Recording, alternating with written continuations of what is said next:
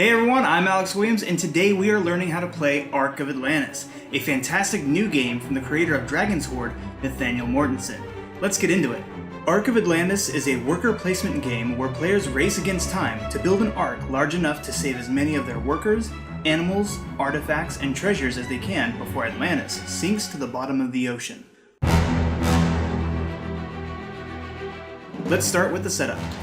First, set the board up in the center of the table. Then, each player selects a color and takes the meeples, victory point marker, and time track marker of that color. Each player then places the victory track marker on the 0 on the victory track. Stack the time track markers and place them on the 0 on the time track. Place the 4 different types of resources on their designated areas on the board. Shuffle the ship deck, then place it in its designated area in the top right of the board. Then draw the top 4 ship cards and place them face up below the deck. To set up the event deck, first pull out the 2 earthquake cards and set them aside. Then shuffle the rest of the deck. Without looking, draw 2 random cards and set those aside. Finally, take the rest of the deck and split it evenly. There should be 7 cards in each one.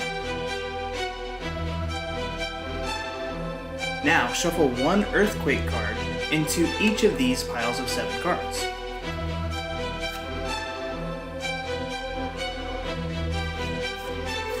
Finally, stack each of these piles on top of each other with the 2 random cards you pulled out earlier. Finally, set the event deck in its designated area in the bottom left corner of the board. The island tiles have 2 sides, a normal side and a sinking side. When placing the tiles at the beginning of the game, make sure you place the sinking side face down. Place the city tile in the center of the board. Then, place the number 1 island tile right above that. After that, place all of the tiles in numerical order in a clockwise direction.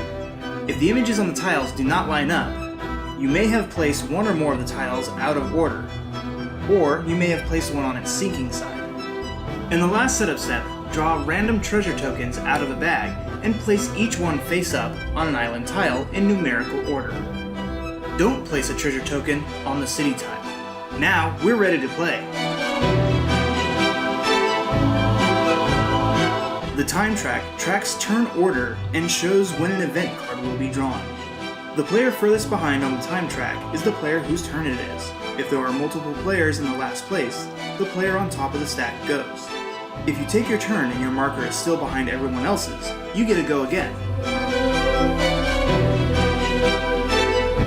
Players will go through 2 phases during their turn.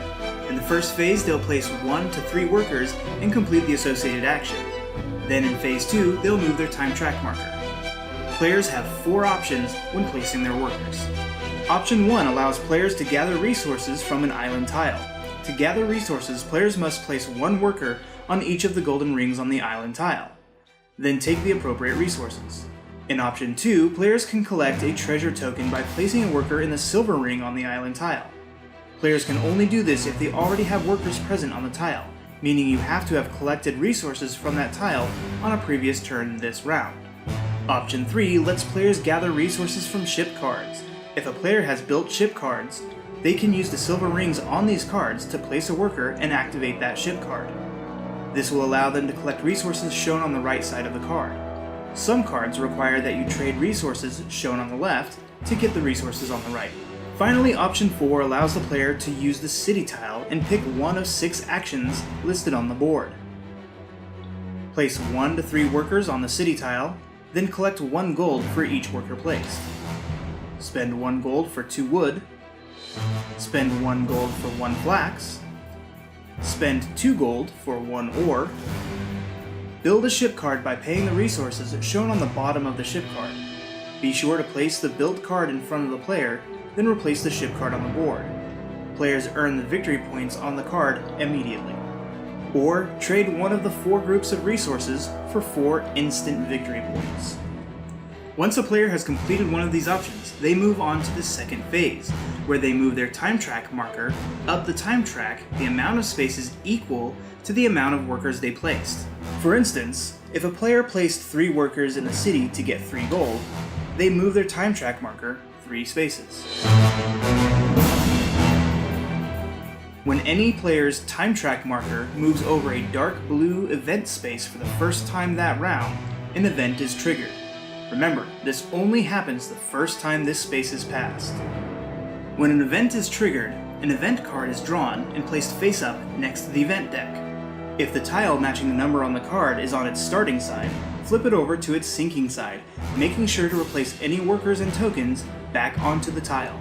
If the tile is already on its sinking side, the tile sinks completely and is removed from the board. Tokens on that tile are removed permanently from the game, and remaining workers stay on the board and are now swimming.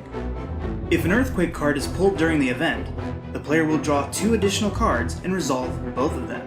Be careful, it's possible that an island tile can completely sink in just one event. Rounds end when players have moved all 7 workers and have also moved their time track marker to the highlighted time track space with the number 7. If players have any workers swimming at this point, they must pay 2 gold or lose 4 victory points to retrieve them.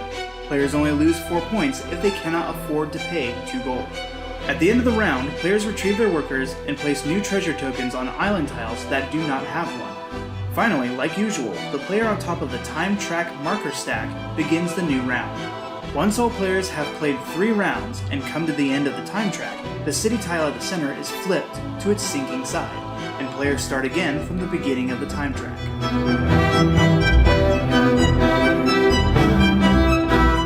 Once all players have moved through the time track twice, the city tile will sink completely and the game will end.